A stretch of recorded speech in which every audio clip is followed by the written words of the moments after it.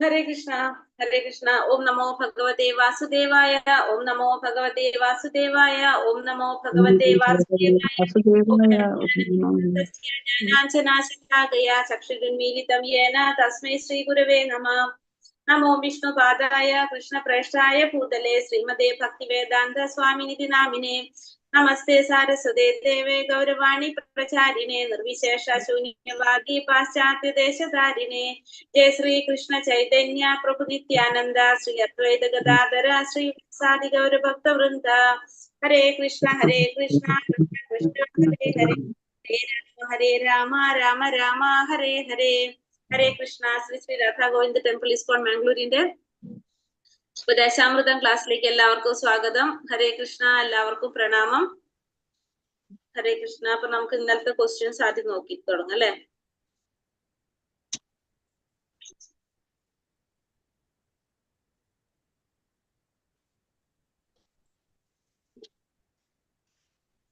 Questions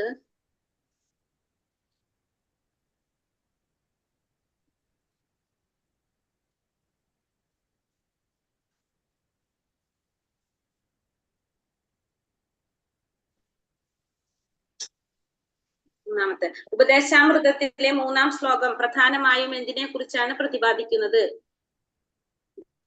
Bhargavi Mataji, ജന്നി Mataji പറഞ്ഞോളൂ. എന്ത്? 6 കാര്യങ്ങൾ, അന്യത്വവും അർത്ഥവും. അതിലുള്ള ഓപ്ഷൻ കാണുന്നില്ലേ മാതാജി? ഏതാ മാതാജി? ഹരേ കൃഷ്ണ. ചോദ്യത്തിന്റെ ഓപ്ഷൻ കാണുന്നില്ലേ മാതാജി? ഇല്ല മാതാജി. മാതാജി മെന്റേഴ്സ് അയച്ച മാതാജി പറയുന്നത്. ഹരേ കൃഷ്ണ. ഈ പറഞ്ഞ ചോദ്യം മെന്റേഴ്സ് അയച്ച അല്ലെങ്കിൽ നമ്മുടെ ഗ്രൂപ്പിൽ വന്നിട്ടുള്ള ക്വസ്റ്റ്യൻസ്. ഭക്തിയുടെ സേവനത്തെ സഹായിക്കുന്ന 6 കാര്യങ്ങളെ കുറിച്ചാണ് പ്രയോഗിക്കുന്നത്. ഭക്തിയുടെ സേവനത്തെ സഹായിക്കുന്ന 6 തത്വങ്ങളെ കുറിച്ച് കണ്ടോ? ക്വസ്റ്റ്യൻസ് കണ്ടോ? ഓപ്ഷൻ വരുന്ന ക്വസ്റ്റ്യൻസ് ഇല്ലേ? അതെടുത്ത് വെച്ചിട്ട് അയച്ചു കൊടുത്തിരുന്നു. അല്ലെങ്കിൽ ഗ്രൂപ്പിൽ ഇട്ടിട്ടുണ്ടല്ലോ നമ്മള്. അത് കിട്ടിയായിരുന്നു മാതാജി. അത് ചോദിക്കുന്നത് അത് ഡെയിലി ചോദിക്കും. അടുത്തത്, ദിവ്യജ്ഞാനം നേടുന്നതിനുള്ള ആദ്യത്തെ പടിയായി കണക്കാക്കുന്നത് ഇതിൽ ഏതിനെയാണ് ആദ്യത്തെ പടിയായിട്ട് കണക്കാക്കുന്നത്? ഭാർഗവി മാതാജി? ശ്രവണത്തെയാണ്. ശ്രവണം. നാനാവിധ ഭക്തിയിൽ ആത്മനിവേദനത്തിന് ഉദാഹരണമായി നൽകിയിരിക്കുന്നത് ആരെയാണ്? ബിപിൻ പ്രഭു. അംബരീഷ് മഹാരാജാവ്. നിശ്ചയാത് എന്ന തത്വം കൊണ്ട് ഭക്തൻ എന്ത് വിശ്വസിക്കണം എന്നാണ് അർത്ഥമാക്കുന്നത്? ശ്യാം പ്രഭു. കൃഷ്ണൻ തീർച്ചയായും തന്നെ സംരക്ഷിക്കും. ഭഗവാൻ സംരക്ഷിക്കും. ഭക്തിയുടെ പാതയിൽ സംഘത്യാഗം എന്നതുകൊണ്ട് ഉദ്ദേശിക്കുന്നത് എന്താണ്? അജിത മാതാജി, അജിത രവീന്ദ്ര മാതാജി. ഹരേഷ മാതാജി മ്യൂട്ട് മാറ്റിക്കോളൂ.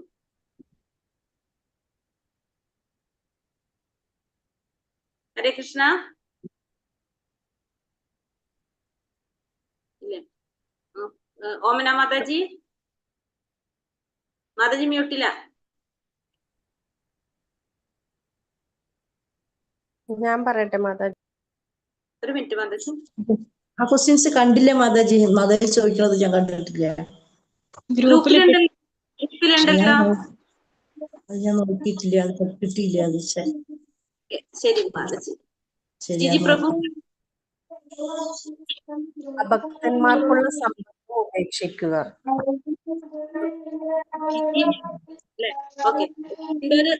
വിധത്തിലുള്ള ഭക്തിയും പൂർണ്ണമായി അനുഷ്ഠിച്ച ഭക്തനായി അറിയപ്പെടുന്ന ജിതേഷ് പ്രഭു.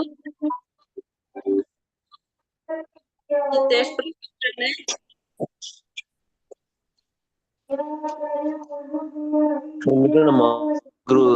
ക്വസ്റ്റ്യൻസ് കിട്ടിയില്ല മാതാജി.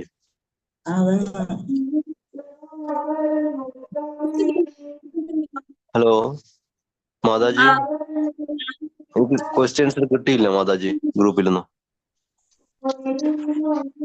ക്വസ്റ്റ്യൻസ് ഇന്നലെ അയച്ചു തന്നിട്ടുണ്ട്. അത് കൂടാതെ ഗ്രൂപ്പിലുണ്ടല്ലോ ക്വസ്റ്റ്യൻസ്. ഗ്രൂപ്പിലുണ്ട്, നമ്മളെ ഗ്രൂപ്പിലുണ്ടല്ലോ. ആ ഹരേ കൃഷ്ണ മാതാജി. L2 ബാച്ചില് 11ാം ബാച്ചിൽ നിന്ന് വന്ന് ആർക്കും ക്വസ്റ്റ്യൻ കിട്ടിയിട്ടില്ലെന്ന് പറയുന്നുണ്ട് മാതാജി. ക്വസ്റ്റ്യൻ കിട്ടാതിരിക്കുന്ന അവരൊക്കെ ഗ്രൂപ്പിൽ ആഡ് ആയിട്ടില്ലേ? അവർക്കൊക്കെ ലിങ്ക് അയച്ചു കൊടുത്ത് അവരത് ജോയിൻ ചെയ്ത. മാതാജി എനിക്കൊന്ന് ഗ്രൂപ്പ് അയച്ചു തരുമോ? എനിക്ക് ഇതില് ക്വസ്റ്റ്യൻ കിട്ടുന്നില്ല ഇപ്പോ ലെവൽ 3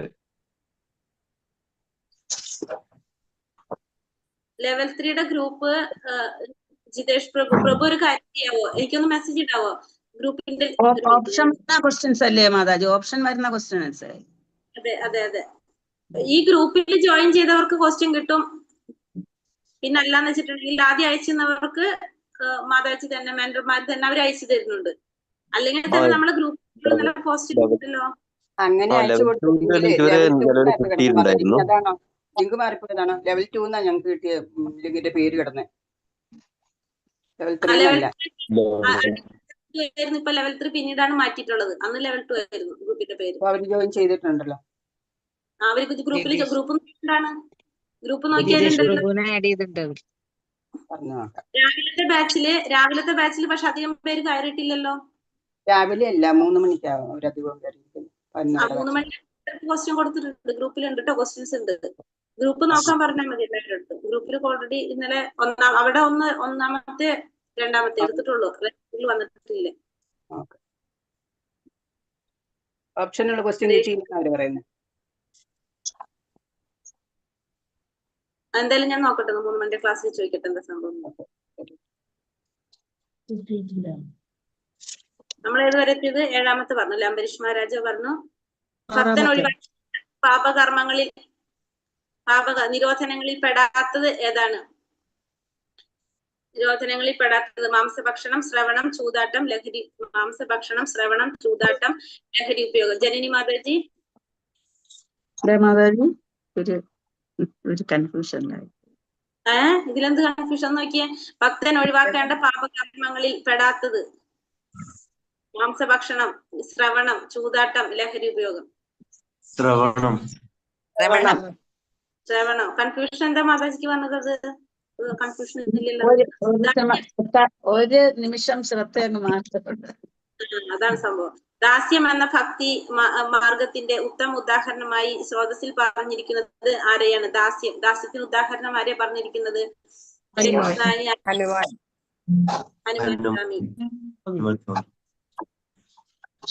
ഭഗവാനെ ദാസ്യം അനുഷ്ഠിക്കുന്നു. ധൈര്യ എന്നതുകൊണ്ട് ഭക്തിയുടെ സേവനത്തിൽ അർത്ഥമാക്കുന്നത് ഓരോരുത്തരോട് ചോദിക്കട്ടെ, അപ്പോഴേ നമുക്ക് മനസ്സിലാവുള്ളൂ ഇവിടെ എന്താ നടക്കണെന്നുള്ളത്. കാരണം ഇപ്പൊ ഓരോരുത്തരെ വിളിക്കുമ്പോഴാണ് മനസ്സിലാവണം ക്വസ്റ്റ്യൻ കിട്ടിയിട്ടില്ല, നോക്കിയിട്ടില്ല, കണ്ടിട്ടില്ല എന്നുള്ളത്. അപ്പൊ അത് കാരണം കൊണ്ട്, കാരണം ഇപ്പൊ നമ്മൾ ലെവലിൽ നോക്കുമ്പോ ഇപ്പൊ സർട്ടിഫിക്കറ്റിന് പേര് തന്നപ്പോ ക്ലാസ് അറ്റൻഡ് ചെയ്യുന്നവരെക്കാളും കൂടുതൽ സർട്ടിഫിക്കറ്റിന് പേര് തന്നിട്ടുണ്ട്. അത് എങ്ങനെ വന്നു നമുക്ക് മനസ്സിലാവണില്ല. അപ്പൊ അതുകൊണ്ട് ആണ് മാറ്റുന്നത് കുറച്ച് കാര്യങ്ങൾ. നമ്മളെ ക്ലാസ്സിൽ പിന്നെ അങ്ങനത്തെ വരുന്നില്ല, എന്നാലും പറയാണ്. അപ്പൊ ധൈര്യാത്ത് എന്നതുകൊണ്ട് ഭക്തിയുടെ സേവനത്തിൽ എന്താണ് അർത്ഥമാക്കുന്നത്? ധൈര്യം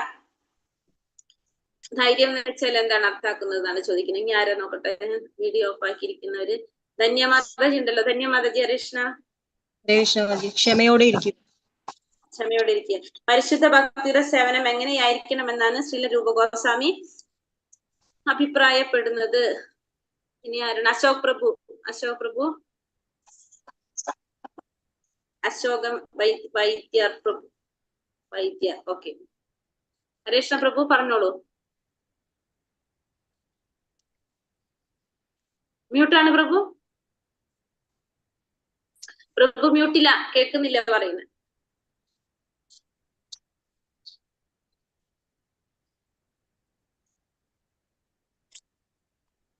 മ്യൂട്ട് മാറ്റിക്കോളൂ പ്രഭു. ഇപ്പൊ വീഡിയോ ആണ് ഓഫ് ആയിട്ടുള്ളത്. മ്യൂട്ടിന്മേൽ നിന്നിട്ടില്ല കൈ.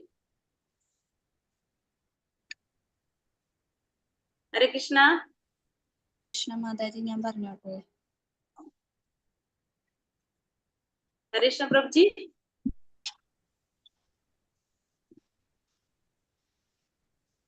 ഹരേ കൃഷ്ണ പ്രഭു പറയുന്നുണ്ടോ?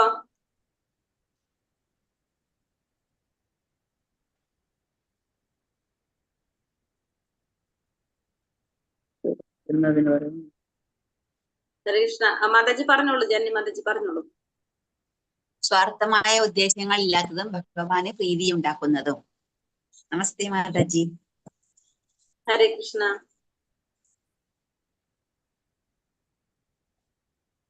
ഭക്തിയുടെ സേവനം എങ്ങനെയായിരിക്കും? സ്വാർത്ഥമായ ഉദ്ദേശങ്ങൾ ഇല്ലാത്തതും ഭഗവാനെ പ്രീതി ഉണ്ടാക്കുന്നതും. ഓക്കെ, മൂന്നാമത്തെ ക്വസ്റ്റ്യൻ ആയിട്ട് നമ്മൾ വായിച്ചിട്ടുണ്ടാവില്ലല്ലോ, ഇന്നലെ പറഞ്ഞിട്ടില്ലല്ലോ. ഉപദേശാമൃതത്തിന്റെ പ്രധാന ലക്ഷ്യം എന്താണ്? ഭക്തിയെ പോഷിപ്പിക്കുക എന്നത്. ഭക്തിയെ പോഷിപ്പിക്കുക.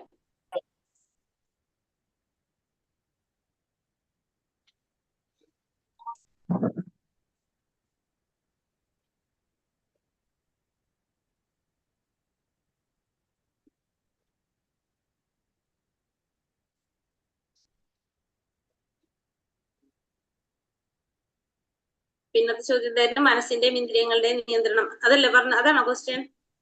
അല്ല,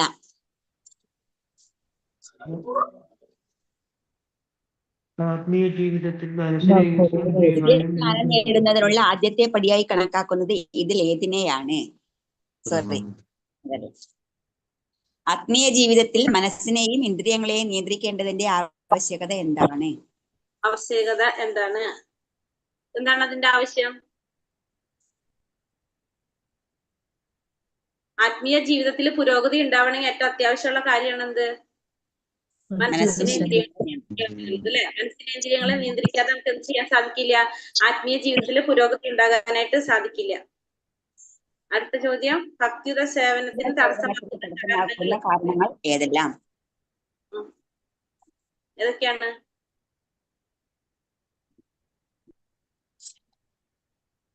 ഭക്തിയുടെ സേവനത്തിന് തടസ്സമാകുന്ന 6 കാരണങ്ങൾ ഏതൊക്കെയാണ്?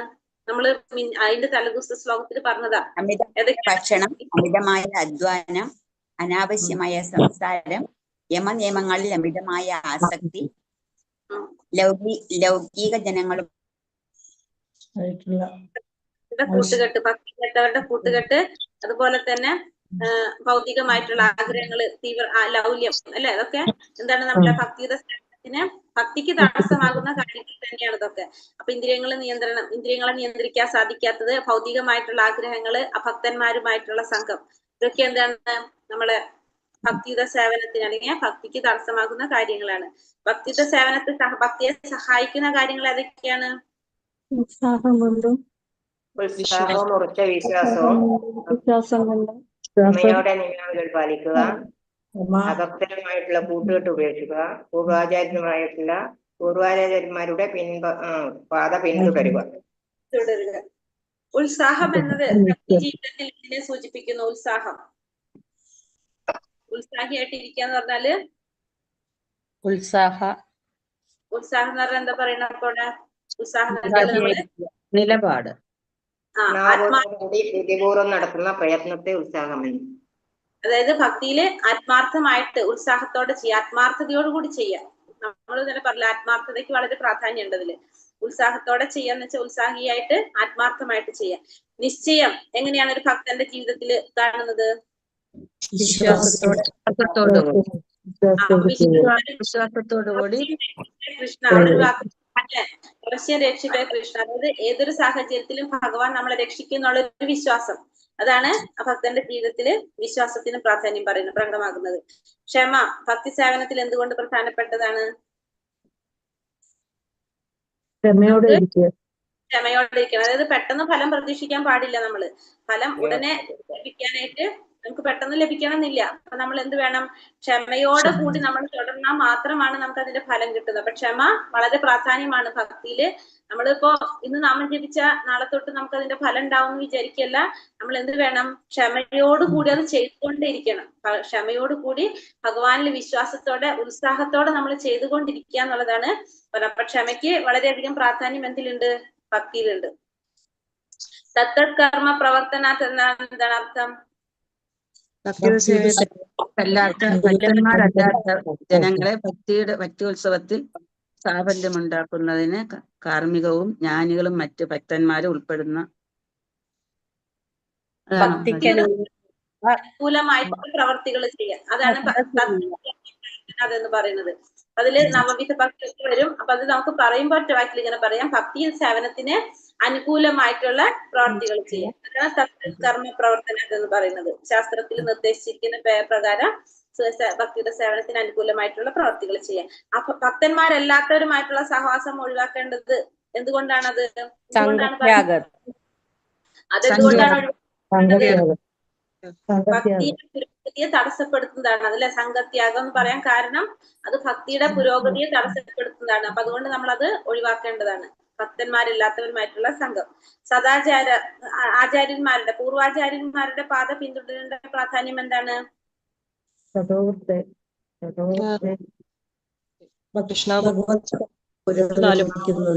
വിജയിച്ച മുൻഗാമികളായ ഭക്തരുടെ ജീവിത രീതിയും നിർദ്ദേശങ്ങളും മാതൃകയാക്കാം.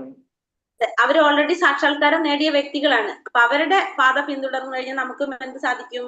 ആ വിജയത്തിലേക്ക് എത്താനായിട്ട് സാധിക്കും. അപ്പൊ അതുകൊണ്ട് നമ്മൾ എന്ത് വേണം? പൂർവാചാര്യന്മാരുടെ കാലടിപ്പാടുകൾ പിന്തുടരുന്നത്. കാരണം അവർ ഓൾറെഡി എന്ത് കണ്ടവരാണ്? ആ സത്യം കണ്ടറിഞ്ഞ വ്യക്തികളാണ് അവര്. ആത്മസാക്ഷാത്കാരത്തിലെത്തിയവരാണ്.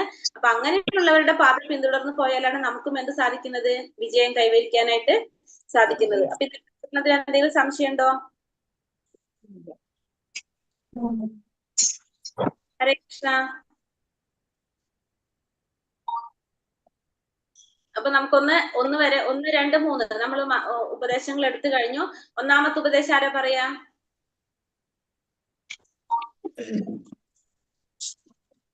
ഒന്നാമത്തെ ഉപദേശം ആരാ പറയാ? സംസാരം, ക്രോധം, മനസ്സ്, നാവിന്റെ നിയന്ത്രണം, ജനനേന്ദ്രിയത്തെ നിയന്ത്രണം, അവക്തരുമായിട്ടുള്ള സംസർഗം ഉപയോഗിക്കുക. ഇതെല്ലാം നിയന്ത്രിക്കാൻ കഴിയുള്ള വ്യക്തിയാണ് ധീരൻ. ഈ വ്യക്തിയെ ലോകം മുഴുവൻ ശിഷ്യരാക്കാനുള്ള അർഹതയുള്ളവരാണ്. നിങ്ങൾ നോക്കി വായിക്കാൻ നിൽക്കേണ്ടത് നമുക്ക് മനസ്സിലായ രീതിയിൽ പറഞ്ഞു നോക്കിയാൽ മതി. അങ്ങനെ പറയുമ്പോ നോക്കി വായിക്കാൻ നമ്മൾ എന്നും നോക്കി തന്നെ വായിക്കും. നമുക്കൊരു ധൈര്യം ഉണ്ടാവില്ല കിട്ടുന്നുള്ള. അതേ സ്ഥാനത്ത് നമുക്ക് അറിയുന്ന പോലെ പറഞ്ഞു കഴിഞ്ഞാല് 2 ദിവസം കൊണ്ട് നമ്മളത് പഠിക്കും. കേട്ടോ? ഹരേ കൃഷ്ണ. രണ്ടാമത്തെ ഉപദേശം ആരാ പറയാ? അതായത് അമിതമായ ഭക്ഷണം, അനാവശ്യമായ സംസാരം, അതുപോലെ തന്നെ ഭക്തി യമ നിയമങ്ങൾ ഒഴിവാക്കുക, ജനങ്ങളും ഭൗതിക ജനങ്ങളുമായിട്ടുള്ള കൂട്ടുകെട്ട് ഇല്ലാതാക്കുക. ഇങ്ങനെയുള്ള 6 കാര്യങ്ങൾ കൃഷ്ണഭക്തിയെ നശിപ്പിക്കും. 6 ആയിട്ടില്ല മാതാജി, എന്തൊക്കെ വിട്ടു? തീവ്രമായ അമിതമായ പിന്നെന്താണ് പറഞ്ഞത്? അനാവശ്യമായ സംസാരം, നിയമങ്ങളിൽ പിന്നെ കൂട്ടുകെട്ട്, തീവ്രമായ ആഗ്രഹം, ഇതൊക്കെയാണ് നശിപ്പിക്കുന്ന കാര്യങ്ങള്. പ്രോത്സാഹിപ്പിക്കുന്ന കാര്യങ്ങൾ ആരാ പറയുന്നത്? ധന്യ മാതാജി പറഞ്ഞോളൂ. ഭക്തിയെ പ്രോത്സാഹിപ്പിക്കുന്ന കാര്യങ്ങള്: ഉത്സാഹം, വിശ്വാസം, ഭക്തിയുടെ സേവനത്തിന് എതിരായിട്ടുള്ള പ്രവർത്തനങ്ങൾ, ഭക്തരുമായിട്ടുള്ള സംസർഗം, ആചാര്യന്മാരുടെ കാലടിപ്പാടുകൾ പിന്തുടരുക. 6 കാരണങ്ങൾ കൊണ്ട് ഭക്തിയുടെ സേവനം പുരോഗതിയിലേക്ക് നയിക്കുന്നത്. ഉത്സാഹം, നിശ്ചയം, ധൈര്യം. അതായത് ഉത്സാഹം വേണം, വിശ്വാസം വേണം, ക്ഷമ വേണം, ഭക്തിക്ക് അനുകൂലമായ പ്രവർത്തികൾ ചെയ്യണം, പൂർവ്വാചാര്യന്മാരുടെ കാലടികൾ പിന്തുടരണം, ഭക്തന്മാരുമായിട്ടുള്ള കൂട്ടുകെട്ട് ഒഴിവാക്കണം, പിന്നെ സംഘത്യാഗം, സദോവൃത്തി, പൂർവ്വാചാര്യന്മാരുടെ കാലടികൾ പിന്തുടരില്ല. ഈ 6 കാര്യങ്ങളാണ് എന്ത്? ഭക്തിയുടെ പുരോഗതിയിലേക്ക് നയിക്കുക. ഈ 3 കാര്യങ്ങൾ എല്ലാവർക്കും മനസ്സിലായോ? 3 ഉപദേശം പഠിച്ചെടുക്കണം. മനസ്സിലായിട്ടുണ്ട്. ഒന്ന് പഠിച്ച് മനസ്സിൽ നിന്ന് ആക്കി വെക്കണം, ഹൃദയസ്ഥാക്കണം. അത് ശരി. കുറച്ച് 1 മിനിറ്റ് ഞാനിതൊന്ന് ഡ്രൈവിക്കിടാൻ മറന്നു. ഹരേ കൃഷ്ണ. ഹരേ കൃഷ്ണ. ഒന്നുകൂടി പറയാം. ഒരു റൗണ്ട് കൂടി പറഞ്ഞോളൂ. ഒരാൾ പറഞ്ഞേ ഒന്നുകൂടി. ഒന്നാമത്തെ ഉപദേശം സംസാരം കൊണ്ടും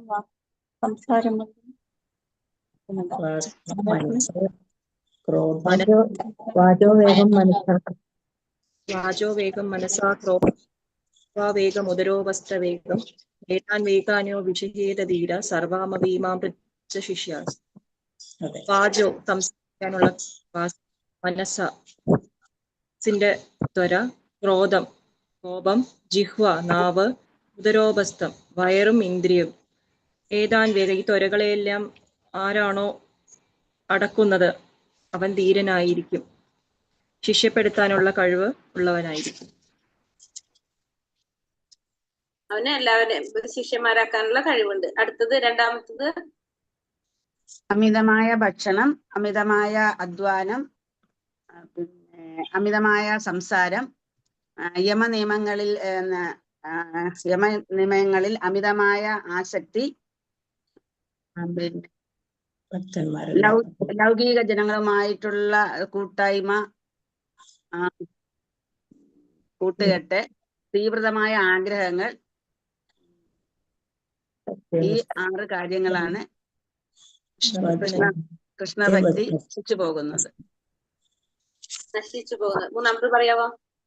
അടുത്താള് ഉത്സാഹം, ധൈര്യം, അഭക്തന്മാരുമായിട്ടുള്ള സംസർഗം ത്യജിക്കുക, ഭക്തിയുത സേവനത്തിന് അനുകൂലമായിട്ടുള്ള പ്രവൃത്തി, പൂർവാചാര്യന്മാരുടെ നിർദ്ദേശങ്ങൾ പാലിച്ചുകൊണ്ട് മുന്നോട്ട് പോവുക. ഈ 6 കാര്യങ്ങളാണ് ഭക്തിയെ പ്രോത്സാഹിപ്പിക്കുന്നത്. ഹരേ കൃഷ്ണ. ഹരേ കൃഷ്ണ മാതാജി. ഓക്കെ, നമ്മള്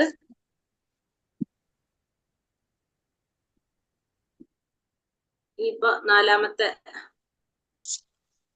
ഉപദേശം നമുക്ക് നോക്കാം. 4ാമത്തെ എളുപ്പമാണ്, പെട്ടെന്ന് മനസ്സിലാവും നിങ്ങൾക്ക്. 4ാമത്തെ ഉപദേശത്തിൽ പറയണത്, അപ്പൊ നമുക്കിപ്പോ മനസ്സിലായത് എന്താണ്? ഭക്തിയെ 3 കാര്യങ്ങൾ പഠിച്ചത്. ഒന്നാമത്തത് ഒരു ഗുരുവിന് വേണ്ട യോഗ്യതകൾ കണ്ടു. രണ്ടാമത്തത് ഭക്തിയെ നശിപ്പിക്കുന്ന 6 കാര്യങ്ങൾ കണ്ടു. പിന്നെ ഭക്തിയെ പ്രോത്സാഹിപ്പിക്കുന്ന 6 കാര്യങ്ങൾ കണ്ടു. ഇനി 4ാമത്തത് പറയുന്നത് ഭക്തന്മാര് തമ്മിലുള്ള ആ സ്നേഹം എങ്ങനെയാണ് ഉണ്ടാവേണ്ടത്, എങ്ങനെയാണ് ഭക്തന്മാര് തമ്മിലുള്ള ഒരു സ്നേഹപ്രകടനം അല്ലെങ്കിൽ ഒരു സ്നേഹം എങ്ങനെയാണ് അവർ തമ്മിൽ ഉണ്ടാകുന്നത് എന്നാണ്. തമ്മിലുള്ള സ്നേഹത്തിന്റെ ലക്ഷണങ്ങൾ എന്തൊക്കെയാണെന്നാണ് 4ാമത്തെ ഉപദേശത്തിൽ പറയുന്നത്. ഭക്തന്മാര് തമ്മിലുള്ള സ്നേഹ ലക്ഷണങ്ങൾ എങ്ങനെയാണ്? ഇപ്പൊ നമ്മളെ കുടുംബത്തില് നമ്മളെ സ്നേഹം കാണിക്കുന്നത് എങ്ങനെയാണ്? നമ്മളെ വീട്ടിൽ ഇപ്പൊ എന്തെങ്കിലും പ്രോഗ്രാമോ അല്ലെങ്കിൽ ഫംഗ്ഷനോ ഒക്കെ ഉണ്ടാകുമ്പോൾ നമ്മളെ ബന്ധുക്കളൊക്കെ വിളിക്കും, അവർക്ക് ഭക്ഷണമൊക്കെ കൊടുക്കും, അവർക്ക് സമ്മാനങ്ങളൊക്കെ കൊടുക്കും. അല്ലെങ്കിൽ അവരെ വീട്ടിൽ നമ്മൾ പോകും, അവർക്ക് ഇപ്പൊ എന്തെങ്കിലും വിശേഷ ദിവസങ്ങളാണെങ്കിൽ പോയിട്ട് അവർക്ക് സമ്മാനങ്ങൾ കൊടുക്കും, അല്ലെങ്കിൽ നമ്മൾ അവരെ ഭക്ഷണത്തിന് വിളിക്കും. അങ്ങനെയൊക്കെയാണ് നമ്മൾ അങ്ങോട്ടും ഇങ്ങോട്ടും ആ സ്നേഹം കൈമാറുന്നത് അല്ലെ? നമ്മളുടെ ബന്ധുക്കളായിട്ടൊക്കെ സുഹൃത്തുക്കളായിട്ടുള്ള സ്നേഹം കൈമാറുന്ന അങ്ങനെയല്ലേ ഭൗതികത്തില്? അല്ല, സംശയമില്ല എല്ലാവർക്കും? അത് തന്നെയാണ് എന്തിൽ ചെയ്യുന്നതും നമ്മൾ ആത്മീയത്തിൽ ചെയ്യുന്നത്. ഭക്തന്മാർ തമ്മിലുള്ള സ്നേഹവിനിമയം എങ്ങനെയായിരിക്കും എന്നുള്ളതാണ് നമ്മൾ 4ാമത്തെ ഉപദേശത്തില് പറയുന്നത്. ശ്രീ രാധാ ഗോവിന്ദ് കി ജയ്, ശ്രീല പ്രഭുപാദ് കി ജയ്. ഇപ്പൊ നമുക്കറിയാം ഉപദേശാമൃതത്തില് 1 മുതൽ 7 വരെ വൈദ്യ സാധന ഭക്തി, 8ാമത്തത് രാഗാനുക ഭക്തി, 9 തൊട്ട് 11 വരെ ഭാവഭക്തി, പ്രേമഭക്തി. ഇവിടെ ഇത് പറയുന്നത് കൃഷ്ണാവബോധത്തിന്റെ ലക്ഷ്യം അത് കൈവരിക്കാനുള്ള മാർഗം. ഇത് ഒരെണ്ണം പറയുന്നു. കാമുഖത്തിൽ പറയുന്നത് കൃഷ്ണാവബോധത്തിൽ പൂർണ്ണത എത്താനായിട്ട് നമുക്ക് എന്ത് വേണം? ഉപദേശാമൃതത്തിൽ രൂപഗോസ്വാമി പറഞ്ഞിരിക്കുന്നത് പോലെ മനസ്സിനെയും ഇന്ദ്രിയങ്ങളെ നിയന്ത്രിച്ച് നമ്മൾ വൃന്ദാവനത്തിലെ 6 ഗോസ്വാമിമാരുടെ നിർദ്ദേശങ്ങൾ പാലിക്കണം. അപ്പൊ മനസ്സിനെയും ഇന്ദ്രിയങ്ങളെ നിയന്ത്രിക്കുക എന്നുള്ളതാണ് മെയിൻ ആയിട്ട് നമ്മൾ ചെയ്യേണ്ടത്. എന്നിട്ട് എന്ത് വേണം? വൃന്ദാവനത്തിലെ ഗോസ്വാമിമാരുടെ നിർദ്ദേശങ്ങൾ പാലിക്കുക. ശ്ലോകം 1 പറയുന്നത് ആമുഖത്തിന്റെ 3ാമത്തെ പ്രധാന പോയിന്റ് വിവരിച്ചിരിക്കുന്നത് പോലെ ആത്മീയ ജീവിതത്തിൽ മുൻ വ്യവസ്ഥയെ കുറിച്ച് ഈ വാക്യം വിശദീകരിക്കുന്നു. മനസ്സിനെയും ഇന്ദ്രിയങ്ങളെ നിയന്ത്രിക്കേണ്ടതിന്റെ ആവശ്യകത, ഈ വ്യവസ്ഥയിൽ പ്രാവീണ്യം നേടിയ ഒരു വ്യക്തി ഗുരുവായി തീരാനായിട്ട് യോഗ്യനാണ്. അപ്പൊ ഒരു ഗുരുവിന് വേണ്ട യോഗ്യതകൾ, മനസ്സിനെയും ഇന്ദ്രിയങ്ങളെ നിയന്ത്രിക്കേണ്ട ആവശ്യകത, അതാണ് ഇവിടെ നമ്മൾ 1ാമത്തെ ഉപദേശത്തിൽ കണ്ടത്. 2ാമത്തത് ഭക്തിക്ക് തടസ്സം വരുത്തുന്ന കാര്യങ്ങൾ, മനസ്സിനെയും ഇന്ദ്രിയങ്ങളെ നിയന്ത്രിക്കാത്തതിന്റെ അനന്തര ഫലങ്ങൾ വിവരിക്കുകയാണ്. സ്വന്തം തെരഞ്ഞെടുപ്പിലൂടെ പ്രതാത്മാവ് ഭഗവാന്റെ ഭൗതിക ശക്തിയുടെ അധികാരത്തിന് കീഴിലാകുന്നു. ആ ശക്തിയുടെ ഉൽപ്പന്നമായ ശരീരത്തിന്റെ ആവശ്യങ്ങൾ അവൻ നിറവേറ്റേണ്ടതുണ്ട്. ഭൗതികമായ ബന്ധനത്തെക്കാളും ആത്മീയ പുരോഗതി പ്രോത്സാഹിപ്പിക്കുന്ന വിധത്തിൽ ഈ അടിസ്ഥാന തത്വങ്ങൾ എങ്ങനെ നിറവേറ്റാമെന്ന് ശ്ലോകം 2 പറഞ്ഞു. അപ്പൊ ഭക്തിക്ക് തടസ്സം വരുന്ന കാര്യങ്ങളാണ് 2 പറഞ്ഞത്. ഈ സഹായിക്കുന്ന കാര്യങ്ങളാണ് 3ാമത്തിൽ പറയുന്നത്. പരിശുദ്ധ ഭക്തി സേവനത്തിന്റെ പാതയിൽ മുന്നേറാൻ സഹായിക്കുന്ന 6 തത്വങ്ങൾ നൽകിയിരിക്കുന്നു. അവ ചർച്ച ചെയ്യുന്നതിന് മുമ്പ് പരിശുദ്ധ ഭക്തിയുടെ സേവനം എന്താണെന്ന് രൂപഗോസ്വാമി പറഞ്ഞു. അപ്പൊ 3ാമത്തേൽ പറഞ്ഞത് മുന്നേറാനുള്ള 6 കാര്യങ്ങളാണ് 3ാമത്തേൽ പറഞ്ഞത്. ഇനി നാലാമത്തിൽ പറയുന്നത് ഷഡ്വിധ പ്രേമ വ്യവഹാരങ്ങളെ കുറിച്ചാണ് പറയുന്നത്. മുൻ പാഠങ്ങളിൽ ഒരാളുടെ ആഗ്രഹങ്ങളും അഭിലാഷങ്ങളും വികസിക്കുന്നതിന് ഒരാൾ സൂക്ഷിക്കുന്ന സംഘം അനുസരിച്ചാണ് എന്ന് സൂചിപ്പിച്ചു നമ്മള്. അത് എന്നോട് പറഞ്ഞ സംഘ സംചായതേ കാമ ഭഗവത്ഗീതയിൽ പറയുന്നത്. അതുകൊണ്ട് കൃഷ്ണാവബോധത്തിൽ പുരോഗതി പ്രാപിക്കണമെങ്കിൽ ഭക്തരുമായിട്ടുള്ള സത്സംഗം ഉണ്ടായിരിക്കണം. ശ്ലോകം 4 എന്താണ് സത്സംഗം ഉൾക്കൊള്ളുന്നതെന്ന് വിശദീകരിക്കുന്നു. ഭക്തന്മാരുമായിട്ട് എങ്ങനെയാണ് സത്സംഗം ചെയ്യേണ്ടതെന്നും പറയുന്നു. വ്യത്യസ്ത തരത്തിലുള്ള ഭക്തരുമായിട്ട് എങ്ങനെ സത്സംഗം ചെയ്യണമെന്നെ കുറിച്ച് 5-6 ശ്ലോകത്തിൽ പറയുന്നുണ്ട്. അപ്പൊ ഇതിൽ പറയുന്നത് ഭക്തന്മാരും തമ്മിലുള്ള ആ സ്നേഹ വ്യവഹാരം, സ്നേഹത്തിന്റെ ലക്ഷണങ്ങൾ എന്തായിരിക്കും എന്നുള്ളതാണ് ഇവിടെ പറയുന്നത്. എന്താണ് 4ാമത്തെ ഉപദേശം പറയുന്നത്? ദദാതി പ്രതിഗൃഹണാതി ഗുഹ്യമാഖ്യാതി പൃച്ഛതി ഭുക്തേ ഭോജയതേ ചൈവ ഷഡ്വിധം പ്രീതി ലക്ഷണം. ദദാതി പ്രതിഗൃഹണാതി ഗുഹ്യമാഖ്യാതി പൃച്ഛതി ഭുക്തേ ഭോജയതേ ചൈവ ഷഡ്വിധം പ്രീതി ലക്ഷണം. ദദാതി പ്രതിഗൃഹണാതി ഗുഹ്യമാഖ്യാതി പൃച്ഛതി ഭുക്തേ ഭോജയതേ ചൈവ ഷഡ്വിധം പ്രീതി ലക്ഷണം. ദദാതി, ദദാതി എന്ന് വെച്ചാല് ദാനം ചെയ്യുന്നു.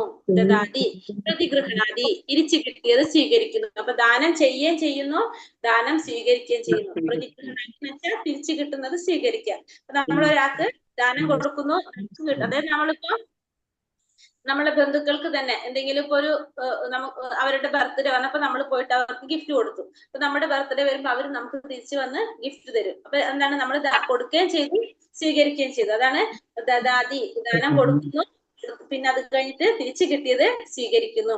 ഗുഹ്യമാഖ്യാതി പൃച്ഛതി, ഗുഹ്യമാഖ്യാതി രഹസ്യങ്ങളായിട്ടുള്ള സംഗതികൾ പറയുന്നു. രഹസ്യങ്ങളായിട്ടുള്ള സംഗതികൾ പറയും. നമ്മൾ എപ്പോഴും രഹസ്യങ്ങൾ ചോദിക്കുക ആരുടെ അടുത്താണ്? നമുക്ക് ഏറ്റവും വിശ്വാസമുള്ള അടുപ്പമുള്ളവരുടെ അടുത്ത് അല്ലെ. ഇവിടെ രഹസ്യം എന്ന് പറയുന്നത് എന്തിനെ കുറിച്ചാണ് പറയുന്നത്? കാരണം ഭക്തിയെ കുറിച്ചാണല്ലോ. അപ്പൊ ഭഗവാനെ കുറിച്ചുള്ള കാര്യങ്ങളായിരിക്കും രഹസ്യമായിട്ടുള്ള കാര്യങ്ങൾ എന്ന് പറയുന്നത്. അപ്പൊ ഭഗവാനെ കുറിച്ചുള്ള കാര്യങ്ങൾ ചോദിക്കുന്നു. ഗുഹ്യമാഖ്യാതി പൃച്ഛതി എന്ന് പിന്നെ രഹസ്യമായ കാര്യങ്ങൾ ചോദിക്കുകയും ചെയ്യുന്നു, നമ്മള് പറയുകയും ചെയ്യുന്നു. നമ്മൾ രഹസ്യമായ കാര്യങ്ങള് നമ്മൾ ഒരാളോട് ചോദിക്കുന്നു, നമുക്ക് ഒരാൾ പറഞ്ഞു തരുന്നു. അപ്പൊ രണ്ടുപേരും പറയുകയും ചെയ്യുന്നുണ്ട്, ചോദിക്കുകയും ചെയ്യുന്നുണ്ട്. ഭുക്തേ ഭോജയതേ ചെയ്യുക. ഭുക്തേ എന്ന് വെച്ചാൽ എന്താണ്? ഭുക്തേ ഭക്ഷിക്കുന്നു, നമ്മള് ഭക്ഷണം കഴിക്കുന്നു, ഭക്ഷിക്കുന്നു, പ്രസാദം കഴിക്കുന്നു. ഭോജയതേ ചെയ്യുക. ഭോജയതേ എന്ന് വെച്ചാൽ എന്താണ്? ഭക്ഷിപ്പിക്കുന്നു. നമ്മൾ കഴിക്കുകയും ചെയ്യുന്നു, കഴിപ്പിക്കുകയും ചെയ്യുന്നു. അതായത് നമ്മളെ വീട്ടിൽ നമ്മളെ ബന്ധുക്കളെ വിളിച്ചിട്ട് ഭക്ഷണം കൊടുക്കുന്നു, നമ്മൾ അവരെ വീട്ടിൽ പോയിട്ട് ഭക്ഷണം കഴിക്കുകയും ചെയ്യുന്നു. രണ്ടും വരും അപ്പൊ അവിടെ. ഇതാണ് എന്ത്? ഷഡ്വിധം പ്രീതി ലക്ഷണം. ഈ 6 കാര്യങ്ങളാണ് ആ പ്രേമത്തിന്റെ സ്വഭാവം എന്ന് പറയുന്നത്. ഭക്തന്മാർ തമ്മിലുള്ള ആ സ്നേഹത്തിന്റെ ലക്ഷണം എന്ന് പറയുന്നത് ഇത്തരത്തിലുള്ള 6 പെരുമാറ്റങ്ങളാണ്. എന്തൊക്കെയാണ്? ദദാതി പ്രതിഗൃഹണാതി, ദാനം കൊടുക്കുന്നു, ദാനം സ്വീകരിക്കുന്നു. ഗുഹ്യമാഖ്യാതി പൃച്ഛതി, രഹസ്യമായ കാര്യങ്ങൾ ചോദിച്ചു മനസ്സിലാക്കുന്നു, രഹസ്യമായ കാര്യങ്ങൾ പറഞ്ഞു കൊടുക്കുന്നു. ഭുക്തേ ഭോജയതേ ചൈവ, ഭക്ഷണം കഴിക്കുന്നു, ഭക്ഷിക്കുകയും ചെയ്യുന്നു, ഭക്ഷിപ്പിക്കുകയും ചെയ്യുന്നു. ഈ 6 കാര്യങ്ങളാണ് ഭക്തന്മാർ തമ്മിലുള്ള പ്രീതിയുടെ ലക്ഷണം എന്ന് പറയുന്നത്, സ്നേഹത്തിന്റെ ലക്ഷണങ്ങൾ എന്ന് പറയുന്നത്. ദദാതി പ്രതിഗൃഹണാതി, ദാനം ചെയ്യുന്നു, ദാനം സ്വീകരിക്കുന്നു, തിരിച്ചു കിട്ടിയത് സ്വീകരിക്കുന്നു. പിന്നെ അത് കഴിഞ്ഞിട്ട് രഹസ്യമായ സംഗതികൾ പറഞ്ഞു കൊടുക്കുന്നു, രഹസ്യമായ കാര്യങ്ങൾ ചോദിച്ചു മനസ്സിലാക്കുന്നു, ഭക്ഷിപ്പിക്കുന്നു, ഭക്ഷണം കഴിപ്പിക്കുകയും ചെയ്യുന്നു, ഭക്ഷണം കഴിക്കുകയും ചെയ്യുന്നു. ഷഡ്വിധം പ്രീതി ലക്ഷണം. ഇതാണ് എന്താ പറയുന്നത്? ഭക്തന്മാര് തമ്മിലുള്ള പ്രീതിയുടെ 6 ലക്ഷണങ്ങൾ എന്ന് പറയുന്നത്. മനസ്സിലായോ? ഹരേ കൃഷ്ണ. അപ്പൊ മറ്റുള്ളവർക്ക് ദാനമായിട്ട് സമ്മാനങ്ങൾ നൽകുക, ദാനമായി ലഭിക്കുന്ന സമ്മാനങ്ങൾ സ്വീകരിക്കുന്നു, രഹസ്യമായ വിശ്വാസങ്ങൾ തന്റെ രഹസ്യങ്ങൾ വിശ്വാസപൂർവ്വം അറിയിക്കുന്നു, രഹസ്യമായ കാര്യങ്ങൾ വിശ്വാസപൂർവ്വം ചോദിച്ചു മനസ്സിലാക്കുന്നു, പ്രസാദം സ്വീകരിക്കുന്നു, പ്രസാദം നൽകുന്നു. ഈ 6 കാര്യങ്ങൾ ഒരു ഭക്തനും മറ്റൊരു ഭക്തനും തമ്മിലുള്ള സ്നേഹത്തിന്റെ ലക്ഷണങ്ങളാണ്. ഒരു ഭക്തനും മറ്റൊരു ഭക്തനും തമ്മിലുള്ള സ്നേഹത്തിന്റെ ലക്ഷണങ്ങളാണ് ദാനം കൊടുക്കുന്നു, ദാനം സ്വീകരിക്കുന്നു, പിന്നെ രഹസ്യമായ കാര്യങ്ങൾ ചോദിച്ചു മനസ്സിലാക്കുന്നു, പറഞ്ഞു കൊടുക്കുന്നു, ഭക്ഷിപ്പിക്കുന്നു, പ്രസാദം ഭക്ഷിക്കുന്നു, പ്രസാദം ഭക്ഷിപ്പിക്കുന്നു. ഈ 6 കാര്യങ്ങളാണ് ഒരു ഭക്തനും മറ്റൊരു ഭക്തനും തമ്മിലുള്ള സ്നേഹത്തിന്റെ ലക്ഷണം പറയുന്നത്. മനസ്സിലായോ എല്ലാവർക്കും? മനസ്സിലായി. ഒരാൾ പറഞ്ഞു. ദാനം ചെയ്യുന്നു, ദാനം വാങ്ങുന്നു, രഹസ്യങ്ങൾ പറയുന്നു, തിരിച്ച് നമ്മൾ രഹസ്യങ്ങൾ ചോർത്തുന്നു, വാങ്ങുന്നു, ചോദിച്ചു മനസ്സിലാക്കി. എന്താ ഹരേഷ്ണ മാതാജി? ചോദിച്ചു മനസ്സിലാക്കുന്നു. വാങ്ങുന്നു എന്നല്ല, രഹസ്യങ്ങൾ ചോദിച്ചു മനസ്സിലാക്കുന്നു. രഹസ്യങ്ങളായ സംഗതികൾ ചോദിക്കുന്നു, ഭക്ഷണം കൊടുക്കുന്നു, ഭക്ഷണം നമ്മൾ ഭക്ഷിപ്പിക്കുകയും ഭക്ഷണം കൊടുക്കുകയും ചെയ്യുന്നു. ഇങ്ങനെയുള്ള പ്രീതിയുടെ പ്രേമ സ്വഭാവങ്ങളാണ് ഈ 6 കാര്യം. ക്ലിയർ ആയില്ല. തിരിച്ച് കിട്ടിയത് സ്വീകരിക്കുന്നു, രഹസ്യങ്ങളായ സംഗതികൾ പറയുന്നു, രഹസ്യങ്ങളായ സംഗതികൾ ചോദിക്കുന്നു, ഭക്ഷിക്കുന്നു, ഭക്ഷിപ്പിക്കപ്പെടുന്നു.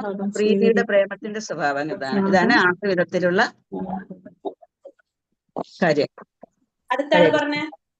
മറ്റുള്ളവർക്ക് ദാനമായി സമ്മാനങ്ങൾ നൽകുന്നു, ദാനമായി സമ്മാനങ്ങൾ സ്വീകരിക്കുന്നു, തന്റെ ഉള്ളിലുള്ള രഹസ്യങ്ങൾ വിശ്വാസപൂർവ്വം അറിയിക്കുന്നു, അവരുടെ ഉള്ളിലുള്ള രഹസ്യങ്ങൾ വിശ്വാസപൂർവ്വം ചോദിച്ചു മനസ്സിലാക്കുന്നു, ഭക്ഷണം കഴിപ്പിക്കുന്നു, ഭക്ഷണം നമ്മൾ സ്വീകരിക്കുന്നു. ഇവയെല്ലാമാണ് ഒരു ഭക്തനും ഭക്തനും തമ്മിലുള്ള സ്നേഹത്തിന്റെ ലക്ഷണം. ഹരേകൃഷ്ണ മാതാജി, ഞാൻ പറയട്ടെ. മറ്റുള്ളവർക്ക് ദാനമായി സമ്മാനങ്ങൾ നൽകുക, ദാനമായി ലഭിക്കുന്ന സമ്മാനങ്ങൾ സ്വീകരിക്കുക, തന്റെ രഹസ്യങ്ങൾ വിശ്വാസപൂർവ്വം അറിയിക്കുക, തന്റെ ഉള്ളിലുള്ള സംശയം വിശ്വാസപൂർവ്വം ചോദിച്ചു മനസ്സിലാക്കുക, പ്രസാദം സ്വീകരിക്കുക, പ്രസാദം നൽകുക എന്നീ 6 കാര്യങ്ങൾ ഒരു ഭക്തനും മറ്റൊരു ഭക്തനും തമ്മിലുള്ള സ്നേഹത്തിന്റെ ലക്ഷണമാകുന്നു. മറ്റുള്ളവർക്ക് ദാനങ്ങൾ നൽകുന്നു, മറ്റുള്ളവരിൽ നിന്ന് ദാനങ്ങൾ സ്വീകരിക്കുന്നു, തന്റെ രഹസ്യങ്ങൾ വിശ്വാസപൂർവ്വം അറിയിക്കുന്നു, തന്റെ ഉള്ളിലുള്ള സംശയങ്ങൾ വിശ്വാസപൂർവ്വം ചോദിച്ചു മനസ്സിലാക്കുന്നു, പ്രസാദം സ്വീകരിക്കുന്നു, പ്രസാദം നൽകുന്നു. ഈ 6 കാര്യങ്ങളാണ് ഭക്തനും മറ്റൊരു ഭക്തനും തമ്മിലുള്ള സ്നേഹത്തിന്റെ ലക്ഷണം.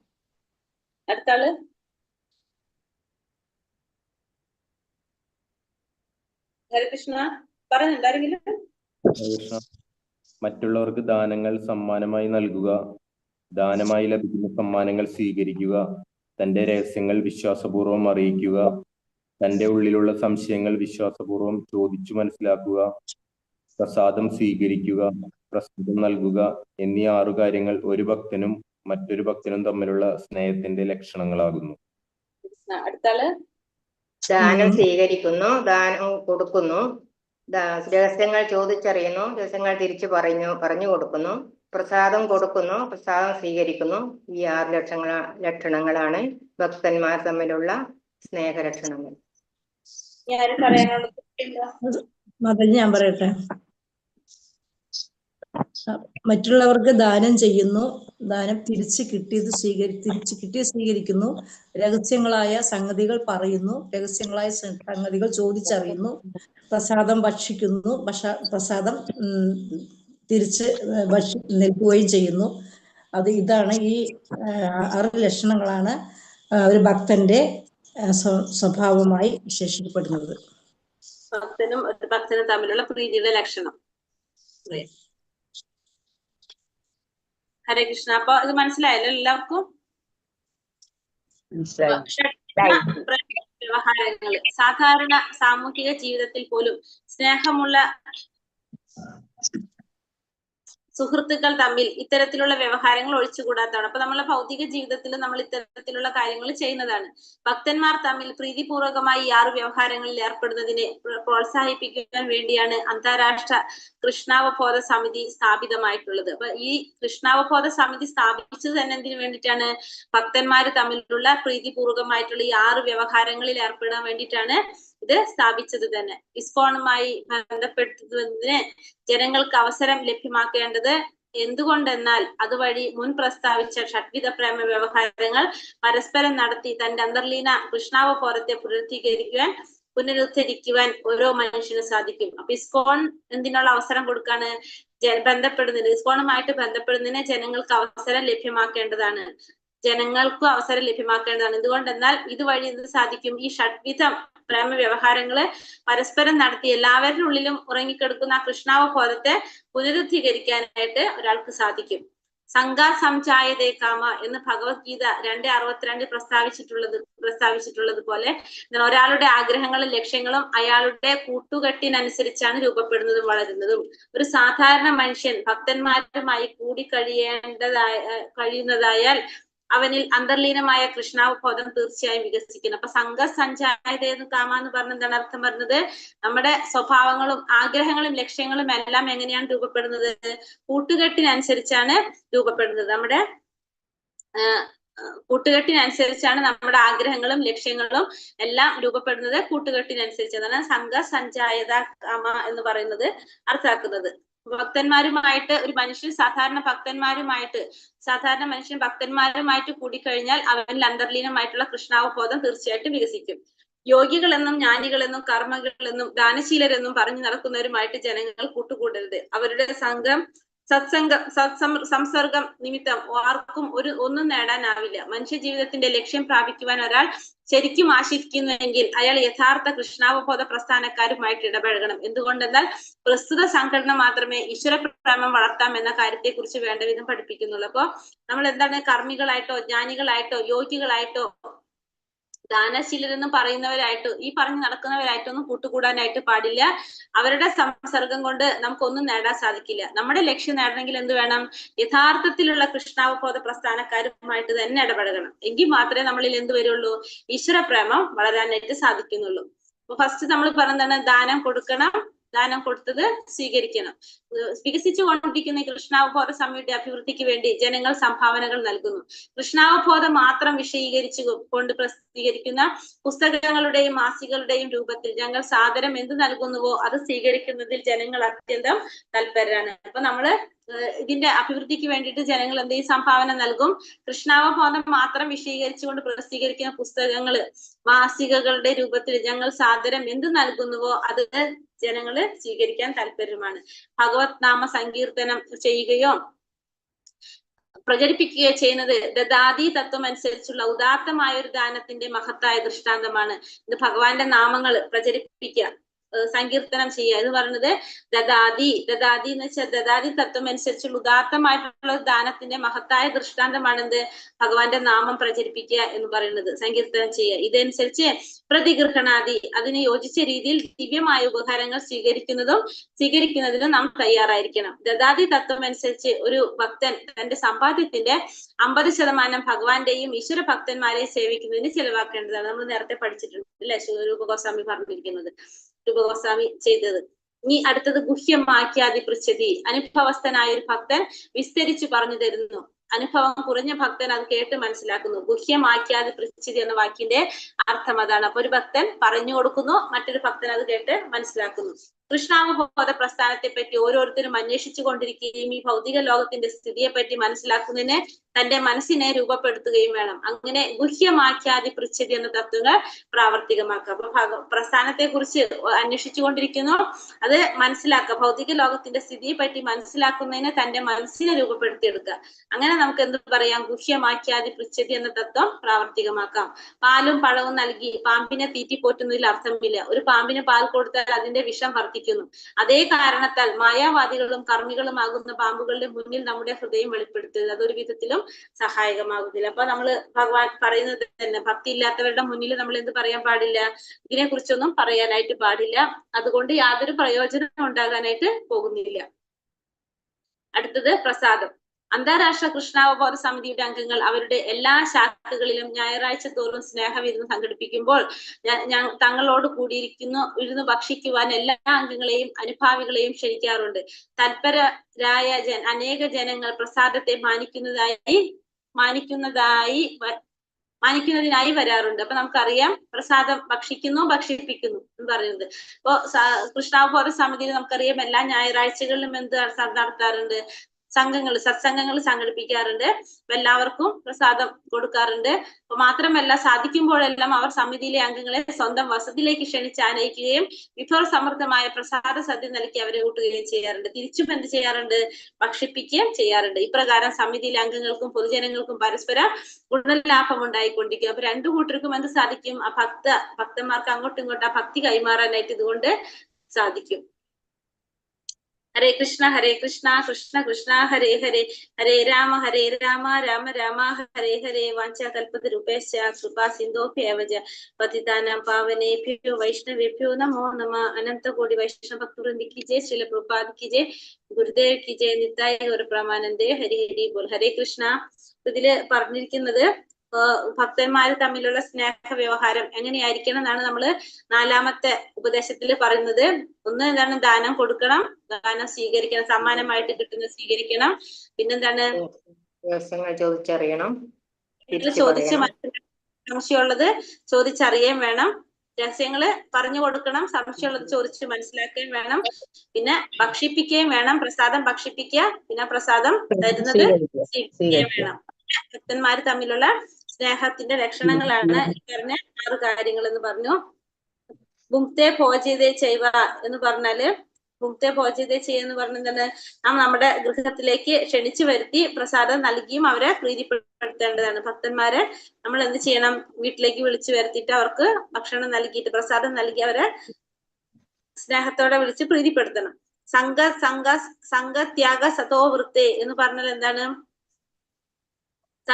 സംഘം ഭക്തന്മാരുമായിട്ടുള്ള സംഘം നിലനിർത്തണം, അഭൗതികമായിട്ടുള്ളവരുമായിട്ടുള്ള സംഘം ഉപേക്ഷിക്കണം എന്നാണ് സംഘത്യാഗം സതോവൃത്തി എന്ന് പറയുന്നത്. ഒഴിവാക്കണം, ഭക്തന്മാർ തമ്മിലുള്ള 6 വ്യവഹാരങ്ങൾ പ്രോത്സാഹിപ്പിക്കാൻ വേണ്ടി നമ്മൾ കഴിഞ്ഞ ശ്ലോകത്തിൽ പറഞ്ഞത്. ഇനി അതിനു വേണ്ടിയിട്ടാണ് എന്ത് കൃഷ്ണാവബോധ സമിതി സ്ഥാപിച്ചത്. സംഘ സംജായതേ കാമ എന്ന് പറഞ്ഞാൽ എന്താ പറയുന്നത്, ഒരാളുടെ ആഗ്രഹങ്ങളും ലക്ഷ്യങ്ങളും അയാളുടെ കൂട്ടുകെട്ടിനനുസരിച്ചാണ് രൂപപ്പെടുന്നത്. അതാണ് അതിനെ അർത്ഥാക്കുന്നത്. സംഘം സംജായതേ കാമ എന്ന് വെച്ചാൽ അതിന്റെ അർത്ഥാക്കുന്നത് എന്താണ്, ഒരാളുടെ ആഗ്രഹങ്ങളും ലക്ഷ്യങ്ങളും എന്തിനായിട്ട് അടിസ്ഥാനമാക്കിയിട്ട് വളരുന്നത്, കൂട്ടുകെട്ട്. നമ്മൾ ഏത് തരത്തിലുള്ള സംഘമാണ് അതിനനുസരിച്ചാണ് നമ്മളെ രൂപപ്പെടുന്നതെന്നാണ് അവിടെ അർത്ഥാക്കുന്നത്.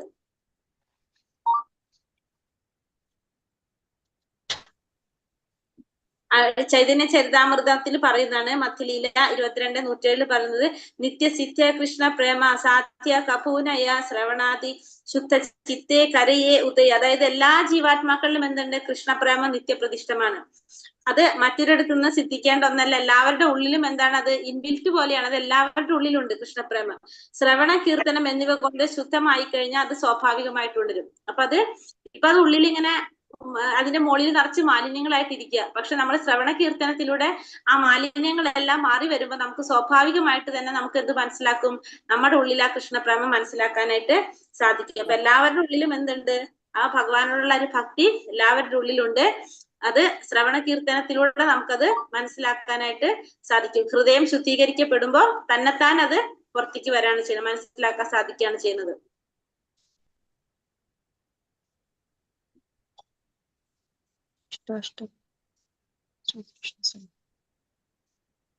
പിന്നെ വന്നിട്ട് ശിക്ഷാഷ്ടകത്തിൽ ചൈതന്യ മഹാപ്രഭു പറയുന്നത്, ചേതോ ദർപ്പണ മാർജനം ഭവ മഹാധാവാക്തി നിർവാപണം ശ്രേയ കൈരവ ചന്ദ്രിക വിതരണം വിദ്യാവതു ജീവനം ആനന്ദാംബുതി വർദ്ധനം പ്രതിപദം പൂർണാമൃതാസ്വാദനം സർവാത്മാ സ്നപനം പരം വിജയതേ ശ്രീകൃഷ്ണ സങ്കീർത്തനം. അതായത് ശ്രീകൃഷ്ണ സങ്കീർത്തനം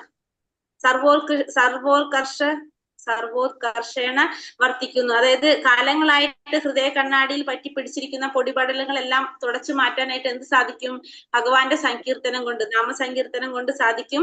ജനന മരണ രൂപമായി സംസാരമാകുന്ന കാട്ടുതീ അതിനെ എടുത്തുന്നു. ഈ സങ്കീർത്തന പ്രസ്ഥാനം മനുഷ്യർക്കെല്ലാം വലിയ അനുഗ്രഹമാണ്.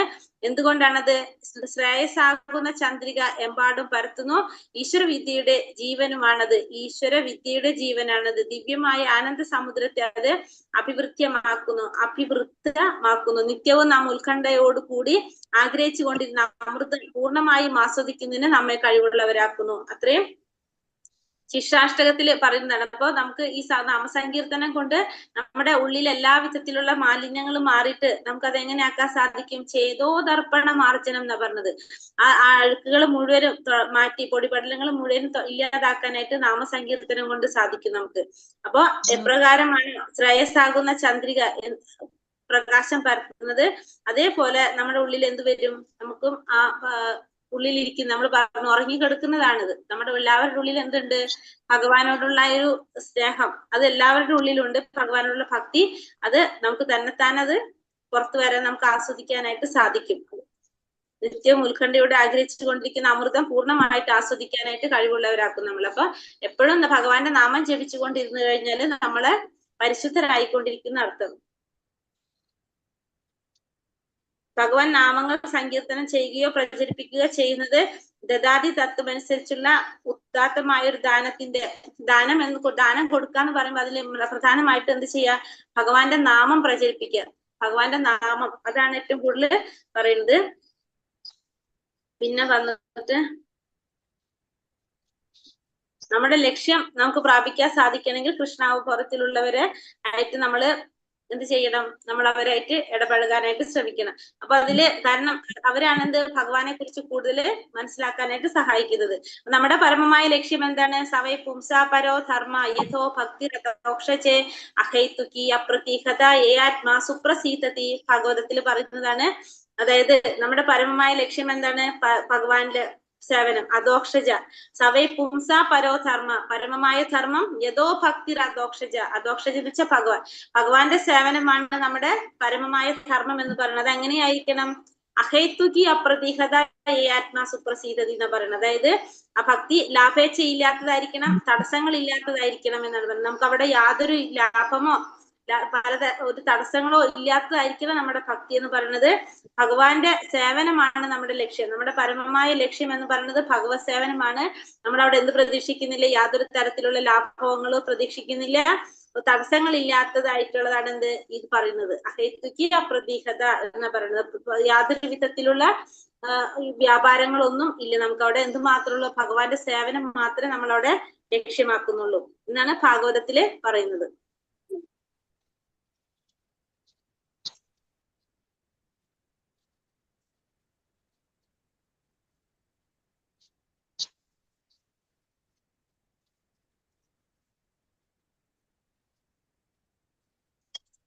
ഹരേ കൃഷ്ണ. ഇത്രയും കാര്യങ്ങളാണ് നമ്മുടെ 4ാമത്തെ